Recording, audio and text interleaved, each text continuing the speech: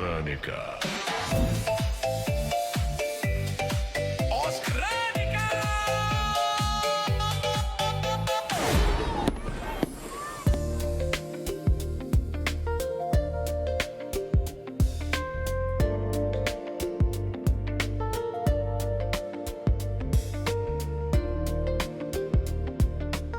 Tjena och välkommen till ett lite annorlunda klipp här på kanalen. Idag är vi inte ute i skidbacken som du ser utan hemma i min lägenhet. Det ska bli en hel del skidåkning för det. Jag ska nämligen försöka att sammanfatta året som gått. Detta genom att visa höjdpunkter och lågvattenmärken under det gångna året. Jag vill betona att det här handlar ju då om saker som jag har upplevt under året med min YouTube-kanal och inte om skidåkning generellt. Alltså om jag säger att någonting är bästa pisten 2025 så menar inte jag att det är den bästa pisten i Sverige utan jag menar att det är den bästa pisten jag har åkt under mitt år på pistfettot. Okay? Vi kommer att utse vinnare och förlorare lite beroende på hur man ser det i en rad olika kategorier. Nu måste jag läsa innantill här. Vi kommer att välja ut årets bästa och sämsta pist, årets bästa och sämsta lift, årets godaste öl, mycket viktig kategori, årets största överraskning, årets godaste mat, årets mest udda grej, årets bästa hotell och självfallet också årets bästa skidanläggning. Vi kommer även att dela ut antipriset årets bajskorv. För jag är så mogen så jag har valt att kalla det så. Ja, men då var vi redo att åka då. Men först och främst ett jättestort tack till dig som tittar. För att den här kanalen har gått långt över mina förväntningar. Och det hade inte varit möjligt utan dig som tittare. Så att ett enormt stort tack från djupet av mitt hjärta. Och skål! Det är ju ändå ett nytt år. Nej, men låt oss börja då. Första kategorin. Årets överraskning! Och det är just att den här kanalen har fått luft under vingarna. Och allting började med ett klipp från Björnrike. Vilket väder det var. Wow. Ja, ska vi ta storlisten till att börja med här.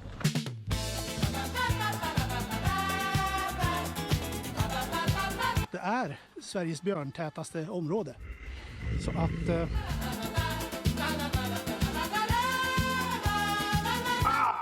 Nu ska det bli kaffe, så tar jag satana perkele. Ja, var på väg upp här.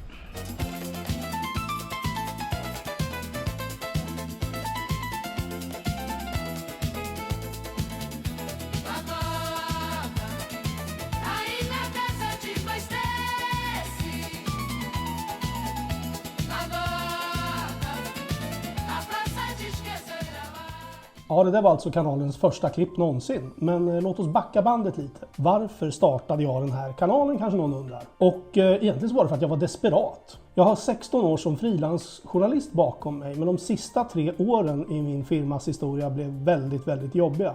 Det började med covid och sen så gick Putin in i Ukraina och botten gick ur annonsmarknaden. Mina kunder drog ner på sina uppdrag och till slut så fanns det nästan inga uppdrag kvar för frilansjournalister. Jag överlevde mycket tack vare ett gediget sparkapital. Men när det började sina så smått så började jag spåna på liksom lite olika sätt jag skulle kunna kanske eventuellt tjäna lite pengar någon gång framöver. Och då var en sak som slog mig att jag åker mycket skidor, varför filmar jag inte det? Jag hade nämligen identifierat en nisch tyckte jag. Det material som finns idag på YouTube är mycket så här extremskidåkare. Snyggt filmade i dramatiska miljöer till cool musik. Men jag tror inte att det där kanske angår den stora massan som åker skidor. Jag hade själv saknat en YouTube-kanal som recenserar skidorter ur en mer medelgod åkares perspektiv.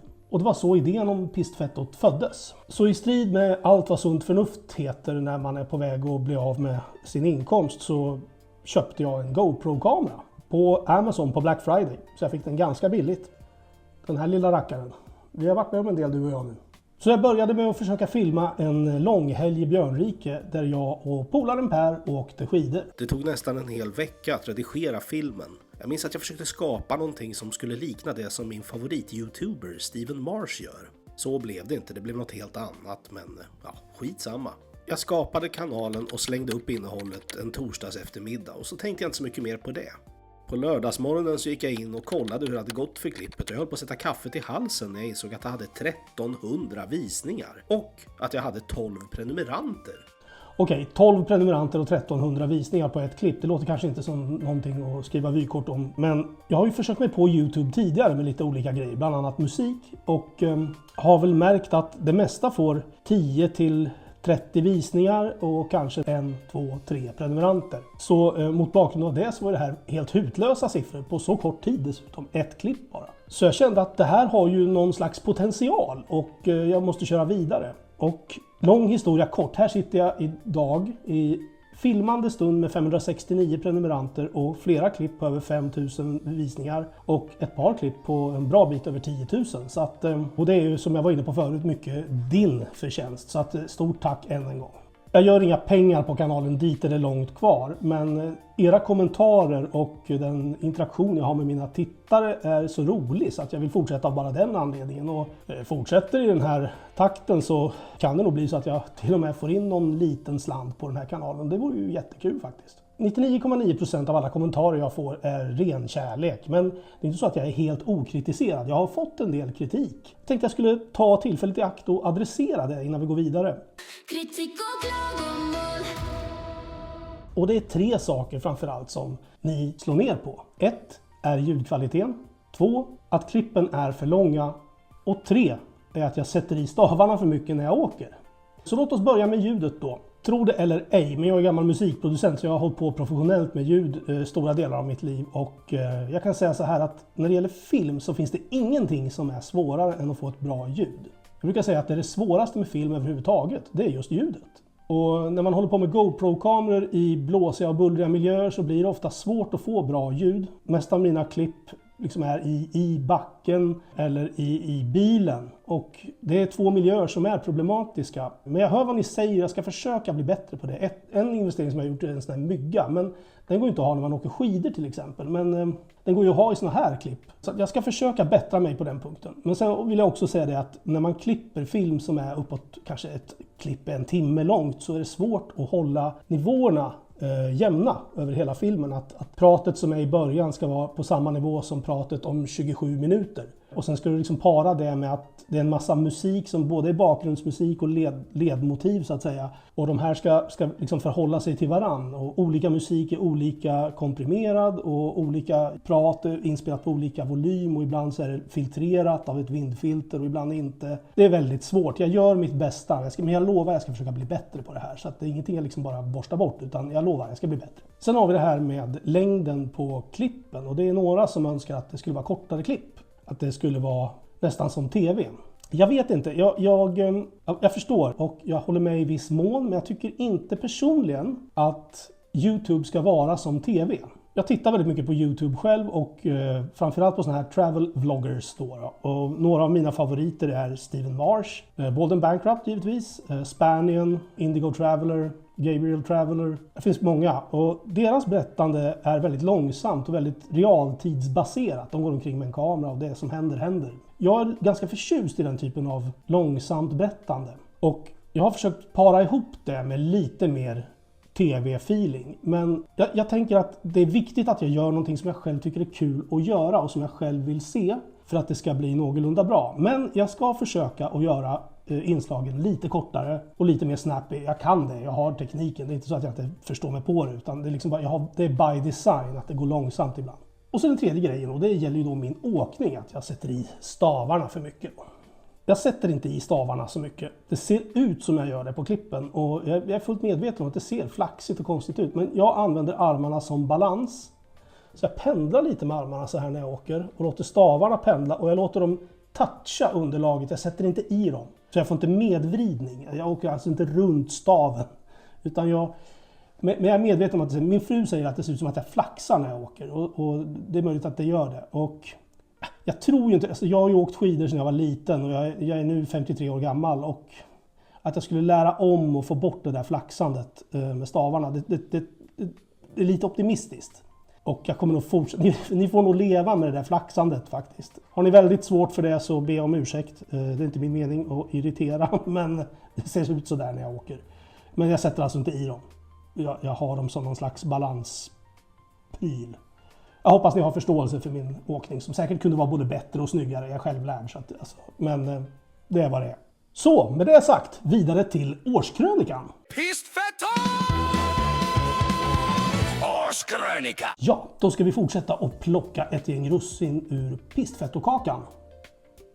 Pistfettokakan lät inget vidare.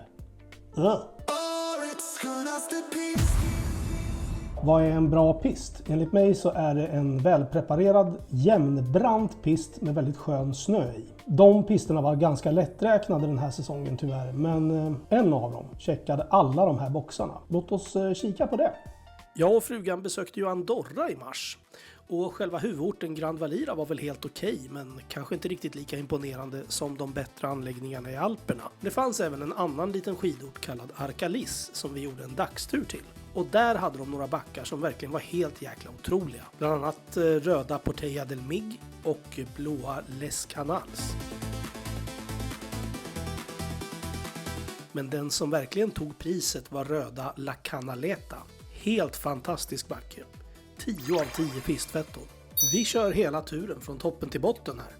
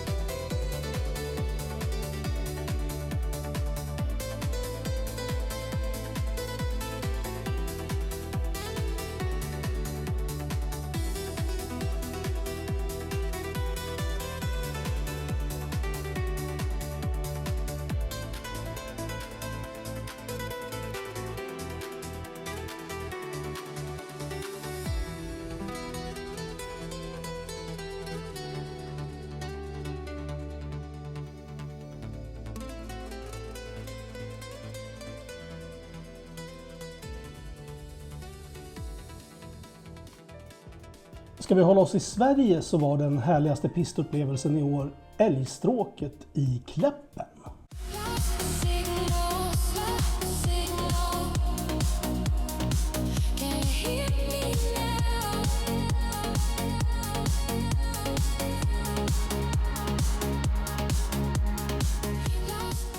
Då går vi vidare till nästa kategori som inte är lika munter.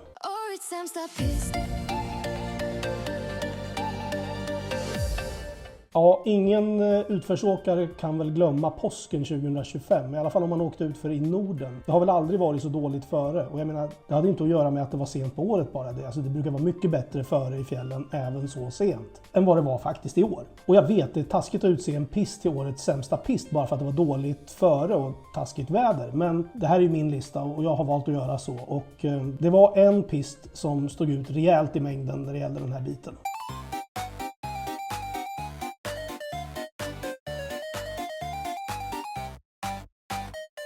Vi tog en tur till Stöten för att kolla exakt hur dåligt det egentligen kunde vara på påsken. Och det var sämre än väntat. Så dåligt att man kan fråga sig varför de tog fullt pris för liftkorten. Sämst av alla backar vi åkte var transportbacken Familjebacken i Stöten. Det var bitvis rinnande vatten i backen. Och lera. Full disclaimer. Det här är alltså inte en dålig pist i största allmänhet, men just där och då var det den sämsta backen jag någonsin har åkt.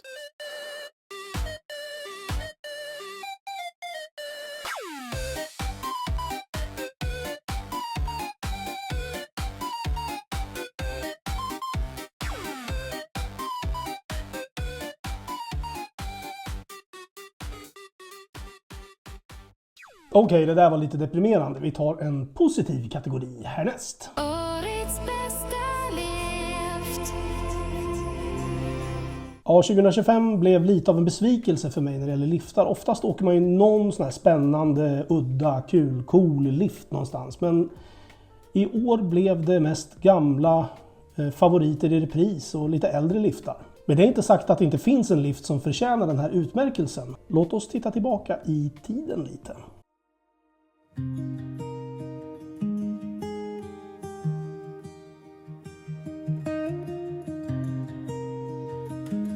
Gondolsälen tog sig drift redan 2016 och har alltså snart 10 år på nacken. Men den känns fortfarande som en riktigt modern lift och den har till stora delar fixat problemen med köer som Kläppen hade tidigare.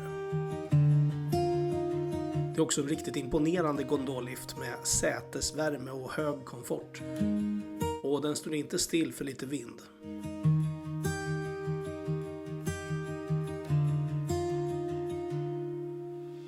I år har Kleppen dessutom bytt ut den gamla stolliften och ersatt den med en ny som går hela vägen från parkeringen upp till toppen. Vilket gör anläggningen ännu ett snäpp bättre. Det är kul.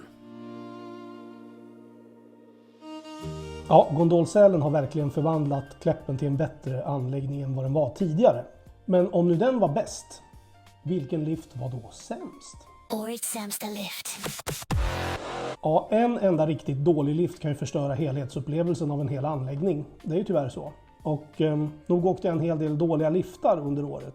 Jag minns bland annat en fyrstolslift i Andorra i Grand Valira som var så jäkla obekväm att jag trodde jag skulle bryta ryggen när jag åkte den. Men den kvalade faktiskt inte in till toppskiktet på den här listan. Det gjorde däremot 2 andra liftar.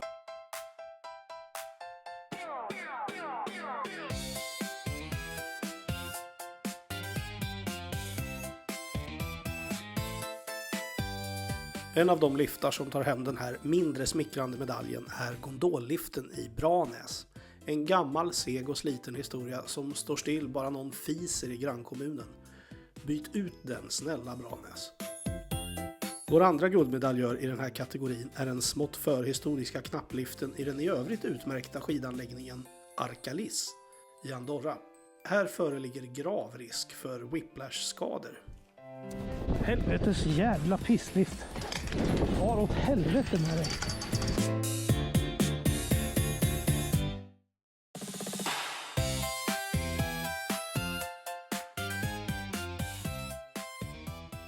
Ja, nog om detta. Då har vi kommit fram till årets viktigaste utmärkelse. Årets godaste öl! Nej, jag skojar förstås. Alltså, årets viktigaste utmärkelse, den tar vi sist i programmet. Men att öl är viktigt, det råder inget tvivel om. I alla fall anser jag det. Skål för det. Nu är det här skumpa, men det... Ja. Skål! Ja, den där påskskidåkningen i Sälen var inte mycket att hänga i påskgriset. Jag hade mer träningsverk efter en timme i de där moddiga backarna än vad jag hade efter en vecka i Andorra. Så när vi väl satte oss ner för att ta en öl var jag genomsvettig så t-shirten klibbade mot kroppen. Och en öl har fan med aldrig smakat så gott. Okej, nu kanske du hade väntat dig en ölsort som skulle vara årets godaste öl. Och bara för att jag misstänker att du kanske gjorde det så ska jag redogöra för vilken typ av öl jag gillar. Jag är en väldigt enkel kille som gillar hockey och ljuslager. Jag är väldigt osofistikerad. Jag är väldigt inte hemma med ölutbudet här på Södermalm kan jag säga. Men jag föredrar väl tjeckisk öl framförallt.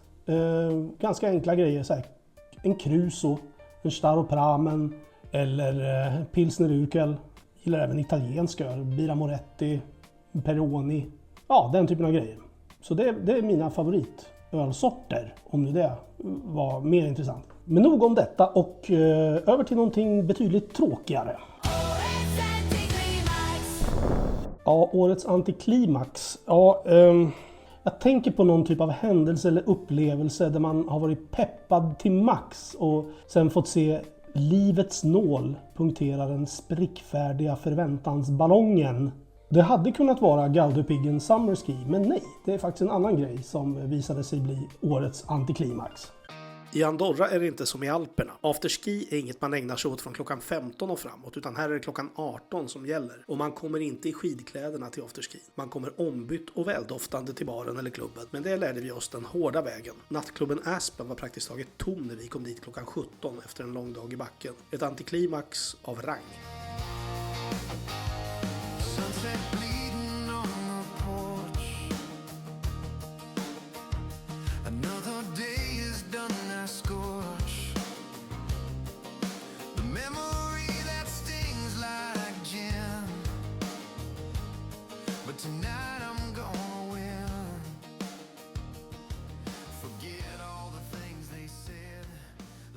Nu ska det handla om hotell.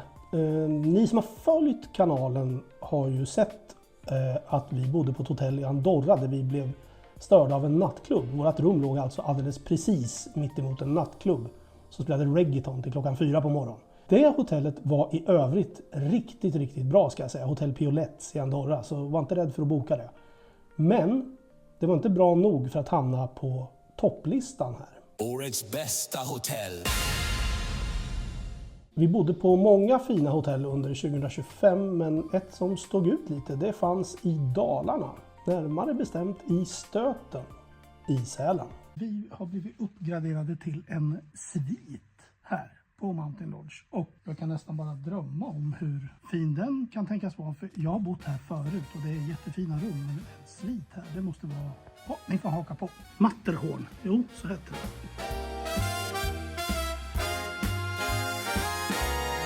Allting är bättre i Dalarna. Ja, allting är bättre i Dalarna. Höjdpunkten under vår påskvistelse i Stöten var inte skidåkningen utan snarare uppgraderingen till en svit på utmärkta Stöten Mountain Lodge. Det här var ett rum som kostade lite mer än 3 gånger så mycket som vi hade betalt för vårt vanliga dubbelrum. Här fanns bland annat en toalett med egen bastu, en gigantisk säng och 2 stora tv-apparater. Vi vet fortfarande inte varför vi blev uppgraderade. Kanske kan GoPro-kameran ha haft ett finger med i spelet, vad vet jag. Den är rätt. För vet du vad min vän? Det finns bara ett svar. Trevligt hotell. Men ett annat hotell som också förtjänar att omnämnas är hotell Röisheim i Norge, där vi bodde när vi åkte skidor i Galdhøpiggen i somras.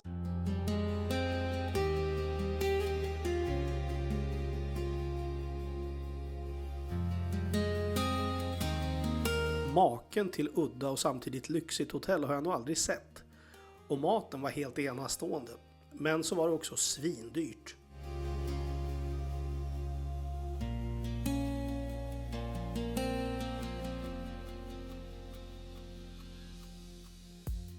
Ja, som sagt, vi bjöds på en riktigt fin kulinarisk upplevelse på hotell Röisheim. Men när det gäller årets godaste mat så är det ett annat ställe som kniper priset. Hotellbufféer brukar inte vara någon rolig historia, men hotellet Piolets i Andorra utgör ett utsökt undantag till den här regeln. Väldigt fin buffé och gott som fasen var det. Det fanns ingen som helst anledning att äta middag någon annanstans under hela veckan. Jag vet, man ska undersöka det lokala köket och bla bla bla, men inte den här gången. Det får bli nästa gång.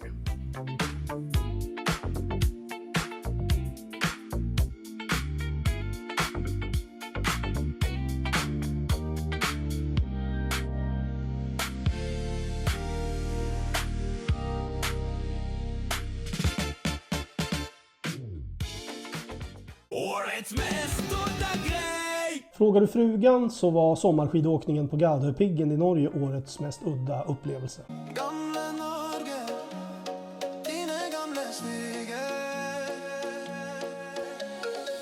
Vi Men det håller inte jag riktigt med om. Jag tycker det var långt mer udda att ta bilen över Öresund och sen åka skidor ner för en plastmatta på ett värmeverk. Det var inte så rolig åkning, men det var en jäkligt udda grej. Och häftigt att stå på toppen och se ut över fraktfartygen i Öresund och stora flygplan som lyfte och landade på Kastrup. Men sen hände ju en annan udda grej tidigare under sommaren i Hammarbybacken också. Jag får en tittare uppe i backen. Jävligt kul. Kul. Om ni ser mig och känner igen mig så stanna gärna och säg hej, det är roligt. Ja, nu har inte det där hänt någon enda gång efter det, men med lite fler prenumeranter så kanske det kan börja hända lite oftare. Årskrönika. Nu till en något mindre smickrande kategori. Ja, det här är ju, om du är någorlunda normalbegåvad, något som du redan har förstått är en kategori som man inte vill vinna. Och i år råder tyvärr inget som helst tvivel om vem som plockar hem den här vinsten. Och det är Airbnb-uthyrarna i Funäsdalen. Jag försökte för första gången i mitt liv att använda Airbnb för att komma över ett billigt boende i Funäsdalen till säsongen 2026. Och jag kontaktade inte mindre än 4 olika värdar i Funäsdalen och lade en begäran om att få boka ett datum i januari. 3 nätter. Och blev ghostad av samtliga. De bara sket i att svara mig. De bara struntade i det. Och jag kollade min profil, såg normal ut. Och jag skrev ett litet snällt meddelande. Hej, jag och min fru vill gärna testa och köra lite i Funäsdalen. Så vi skulle vilja hyra ditt boende. Det ser trevligt ut. Inget svar. Så jag la nya förfrågningar och blev ghostad igen. Och med den fjärde världen så gjorde jag till slut så att jag frågade rätt ut. Jag måste bara fråga, jag har blivit ghostad av alla här. Jag förstår inte vad jag gör för fel. Och då skriver hon tillbaks. Förlåt, jag har inte hunnit svara. Men det är lite fel pris som står. Om man vill hyra så kort period som du vill så måste det bli lite dyrare. Jag tänkte, vad fan är det här nu då? Liksom, du kan inte stå för priset du har. Om du väntar på någon som ska hyra en vecka, säg då det. Säg då nej. Men ghosta mig inte. Jag tycker det var dålig stil. Sen erbjöd hon sig att hyra ut det här boendet i alla fall i 3 dygn då för ett lite högre pris. Och när jag hörde av mig för att säkerställa då att är det här priset som gäller nu, då säger hon, vänta lite förresten. Jag måste kolla, Airbnb tar ut en avgift av mig så att det är tillräckligt mycket att ha betalt. Och där någonstans kände jag att nej, den här tjänsten kan man ju stoppa upp i röven. Liksom. Jag kommer inte att hyra Airbnb. Och jag vet inte om det här är symptomatiskt för Airbnb, så jag ska inte skita på Airbnb för mycket. Men ni uthyrare i Funäsdalen, skärp er för fan. Funäsdalen kanske det blir ändå, jag är inte helt säker. Men om det blir, då kommer det att bli hotell. För att det funkar inte. Dåligt. Och nu på riktigt dags för den kanske allra viktigaste utmärkelsen av dem alla. Och det är givetvis årets skidanläggning. Årets bästa skidanläggning! Vi börjar i Norden och här är det en anläggning som verkligen sticker ut i år.